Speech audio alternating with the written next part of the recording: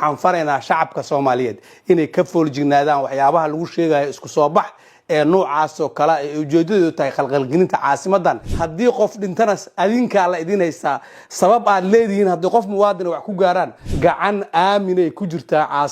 caasimadan iyo dalkaanba la isaga maharaayo ma la iskaga haraayo in faldambiyeed noocyadii maanta la soo abaabulo kala inay caasimadan ka dhacaan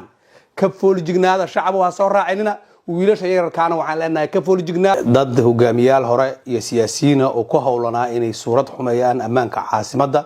iyagoo ujeedkoodu iyo maqsadkoodu yahay in caasimadan u laabato siday shalay ahayd iyo siday daraad ahayd si haajirto la yaqaan runtii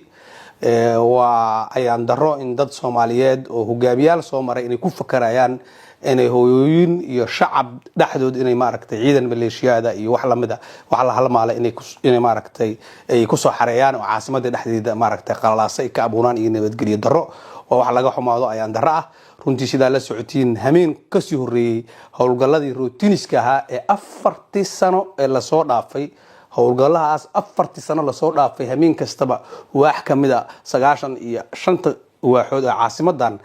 hameenba wax la baaray ay siyaasadeeyeen runtii taas oo aan helay cadeymo dheeraad ah dad yoomeel lagu aruurshay oo qawaarijiya oo xogtooda xogo sir doonoo la helay inta howlgal loo qaaday xaafad kamida Dayniile lagu soo qabtay iyagoo shabaabka qawaarijiya oo ummadan ay dhibaateeyaan rabay oo qiraal ah oo iyaga ay taagan yihiin oo ay hadda qiranayaan in laga soo dhax qabtana inay gabaad oo ahayeen leeyihiin runtii dad ayaa kamida waxay ahaayeen dad shacab ah oo loo tagay publicna ummadda Soomaaliyeed uu sheegay runtii sidoo kale waxa la socotiin in ammaanka caasimadda kontaroolada laga sugayo la siyaasadeynaya ammaanka in la siyaasadeeyo maahan caasimadan ammaankeeda iyo dhibka laga soo maray iyo wiilasha u dhintay iyo kuwa u dhaawacmaba idinkuna maadan dhalin baa leenahay wiilal Soomaaliyeed bay ahaayeen dad Soomaaliyeed bay ahaayeen dhalinyaro Soomaaliyeed bay ahaayeen kuwa kamidana qaboorey jiraan Allah u naxariisto Ilaahay